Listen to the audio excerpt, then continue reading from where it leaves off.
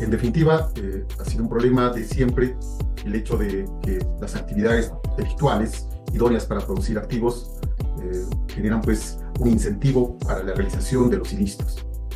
Y el problema era que durante mucho tiempo pues esos activos pasaban al dominio de los autores o en todo caso de terceras personas sin posibilidad de que estos activos puedan ser en su momento decomisados, incautados y luego decomisados.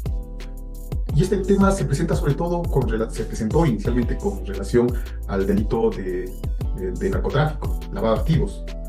Y es que la figura de lavado de activos, como todos conocemos, pues tiene su inicio en una política global de lucha contra el narcotráfico y luego se fue extendiendo su ámbito a otros delitos de crimen organizado de envergadura planetaria.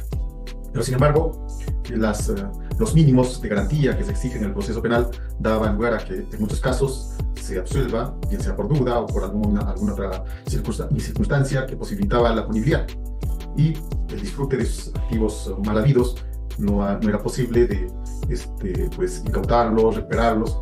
Y es ahí donde aparece esta figura de la pérdida de dominio, inicialmente extinción de dominio. Voy a participar de algunas diapositivas para que en función de ello podamos ingresar al tema que estamos trabajando. Una primera parte será solamente bastante amplia en el sentido de aquellos aspectos centrales, ¿cierto? La definición, no vamos a hablar más de ello porque se trata precisamente de ver que en un Estado democrático del derecho lo que se tutela es la propiedad, que en este caso viene a ser el derecho fundamental que entra en cuestión cuando de pronto opera la pérdida de dominio, ¿no? Pero lo fundamental es saber esto, que la propiedad o la posesión que cualquier ciudadano detenta debe ser legítima, ¿no?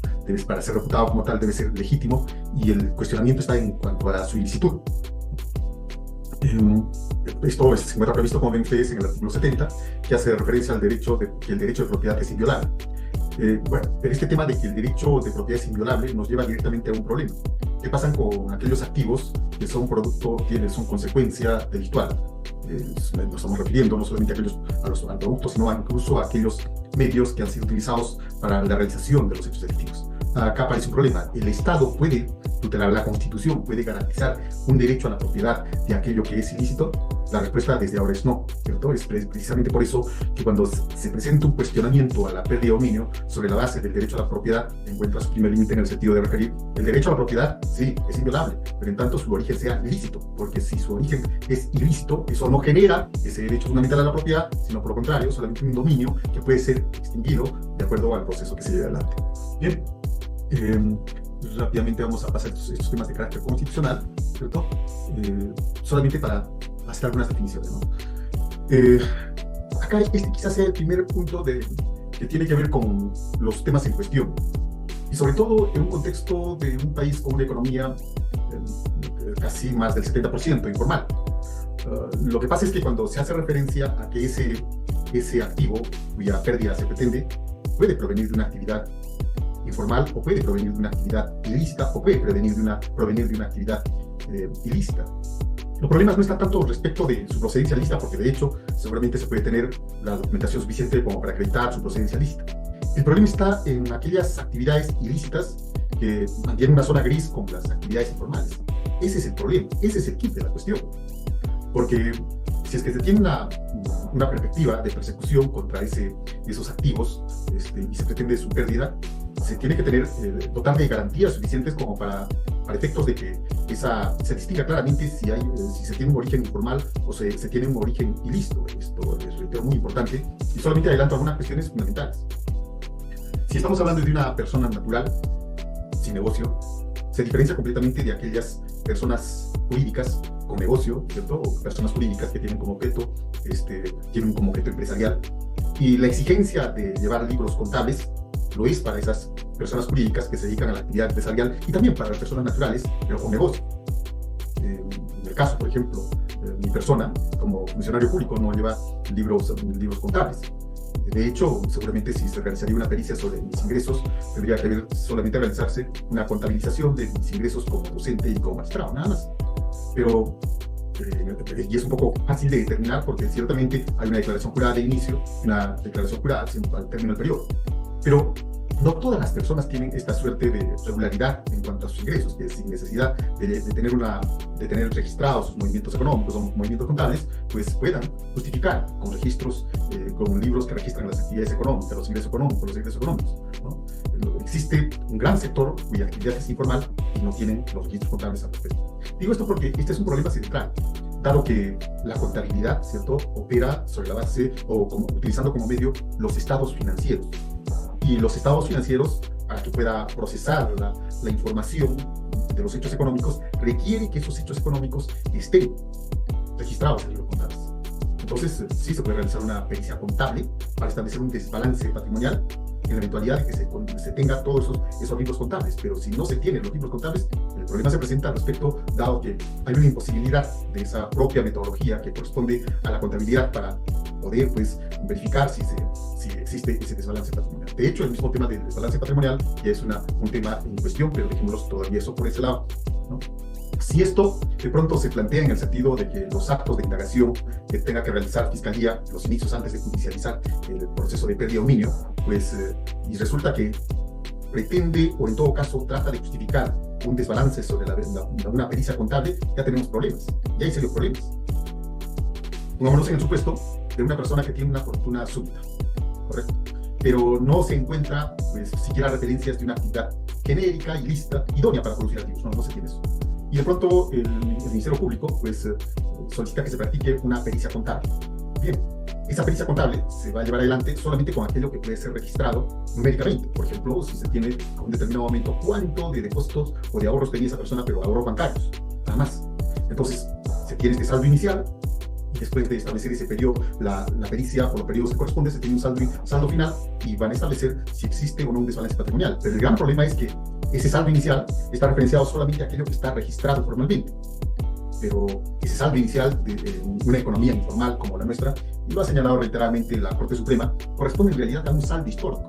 Porque cualquiera de nosotros, si a cualquiera de nosotros se nos practicaría una pericia contable en estos momentos, con toda seguridad, pues arrojaríamos un desbalance patrimonial, dado que no todo lo registrado, ¿cierto?, corresponde, pues, a hechos, no todos los hechos económicos se encuentran registrados. Tenemos bienes, probablemente de herencia, bienes que históricamente se han ido patrimonializando, de tal manera que no es razonable, ¿cierto?, considerar simplemente aquellas referencias cuantitativas que se encuentran en las cuentas bancarias, por ejemplo. Esto hace lugar a que de pronto, para que se determine esa actividad ilícita, se tenga que recurrir a otra ciencia económica social, y acá entra a tallar precisamente la economía. El gran problema con las pericias económicas para establecer los flujos que puedan suponer esos ingresos y egresos es que la economía es una ciencia social, ¿cierto?, pero emplea modelos, y para ello se requiere de toda una investigación, ¿cierto?, que requiere de tiempo. Si se va a hacer una suerte de reconstrucción de todos los hechos económicos que ha tenido una persona a lo largo de su vida, o a lo largo, perdón, de su vida económica, desde los 18 años, entonces esto va a suponer, pues, el empleo de teorías, modelos, categorías, y eso sí es complejo. Y si nos ponemos en el caso, por ejemplo, de un proceso de pérdida de dominio, y este es reservado, y de pronto cuando se interpone ya la demanda, por el plazo de 30 días, el requerido, la pregunta es, ¿en ese plazo de 30 días tendrá, pues, el tiempo suficiente como para que se presente o para presentar una pericia económica? Y no estamos hablando de la contable. Es un tema, creo, que se debe reflexionar a propósito de abordar rápidamente también el problema de los riesgos que supone este proceso de pérdida de dominio. Acá veamos bien este tema. El concepto y ámbito de aplicación. De hecho, la consecuencia es jurídico-patrimonial. De hecho, nos vamos a encontrar en varios supuestos, y eso lo conocen mis colegas, cuando estamos ante, pues, supuestos de absolución, donde por cualquier cuestión, tal vez incluso la prescripción, tal vez el fallecimiento del presunto autor, tal vez una absolución por duda, o tal vez una transferencia a terceros. Entonces, el tema es que, en tanto el delito de lavado de activos o los otros delitos de corrupción de funcionarios persigue penalmente en forma personal al imputado, de eso se trata, es una imputación de un hecho punible. Sin embargo, cuando hablamos de la pérdida de dominio, no, su consecuencia es patrimonial, de tal manera que se puede desvincular del sujeto, ¿cierto?, que había sido imputado, y nos quedamos solamente con patrimonio. Por eso es que la pérdida de dominio tiene una consecuencia jurídico-patrimonial a través de la cual se declara la titularidad de objetos, instrumentos, efectos y ganancias del delito, pero a favor del Estado, ¿no? Entonces, el desmarcarlo, el desvincularlo del imputado, da lugar a que se facilite el Estado, ¿cierto?, en el sentido de promover esa pérdida jurídico-patrimonial para los efectos de que pueda ser integrado al Estado. Y es acá donde aparecen los riesgos, porque si es que de pronto, ya lo conocemos, existe una inversión de la carga de la prueba, dado de que interpuesta la demanda, el requerido, el nombre en efecto del demandado es el requerido, tenga que probar la licitud, ¿cierto?, frente a una sola afirmación de actividad ilícita, si se presenta contradictorio. La demanda hace referencia a ese patrimonio no justificado, hace referencia a una actividad genérica, idónea, productora de activos, trata de personas, lavado de activos, tráfico ilícito de drogas, y la parte requerida por el demandado pues tiene que probar la licitud de esa actividad genérica, idónea, ilícita que está firmando el Ministerio Público. Sé que acá pueden aparecer un conjunto de cuestionamientos en el sentido de referir, oiga, pero pues se está invirtiendo la carga de la prueba. Reparen que no estamos ante un proceso penal. No estamos ante un proceso penal, sino que estamos ante un proceso de pérdida de dominio, y ya por voluntad del legislador y de acuerdo a sendas convenciones que vamos a ver luego, pues sí, en efecto, es el requerido quien tiene que probar la licitud de ese patrimonio. Lo único que va a hacer el Ministerio Público es hacer referencia a una actividad ilícita, ¿no? Este es el marco jurídico fundamental para comprender este tema de la pérdida de dominio. Lo primero, considerar siempre, conforme al artículo 55, que todos los tratados son parte del ordenamiento jurídico, ¿cierto? Y las convenciones que son lo fundamental, ¿no? La Convención de Viena de 1988, la Convención de Palermo y la Convención de Mérida. En el tema de corrupción de funcionarios es importante tener en cuenta esta Convención de Mérida. Y en cuanto a la legislación, la ley de extinción de dominio, ¿cierto?, que está actualmente vigente, es este decreto legislativo 1373 y su correspondiente reglamento, ¿no? La forma o el marco jurídico sobre la base de la cual se va a interponer la demanda de pérdida de dominio, ¿cierto?, es pues este decreto legislativo 1373, extinción de dominio. Pero también tenemos algunas recomendaciones, ¿no? Son leyes blandas, que son blau, que aparecen en estas 40 recomendaciones de la ley. Pero solamente las hacemos referencia de manera general, porque luego vamos a ingresar de lleno a trabajar sobre este tema. Una precisión muy importante es que ya sobre la base de la Convención de Mérida, del 31 de octubre del 2005, aún si no existiría este decreto legislativo 373, se tendría que aplicarse, afirma por control de convencionalidad. Pero dejemos de lado la especulación porque eso es hipotético, y lo cierto es que sí tenemos este decreto legislativo como tal. Rápidamente vamos a avanzar. Acá este es un tema que creo es muy importante para ver esos supuestos que habilitarían, ¿cierto?, este proceso.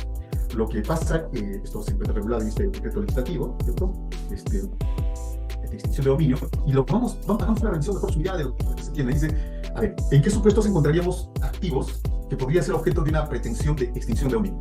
El delincuente es un fugitivo y la condena penal no es posible, ¿no?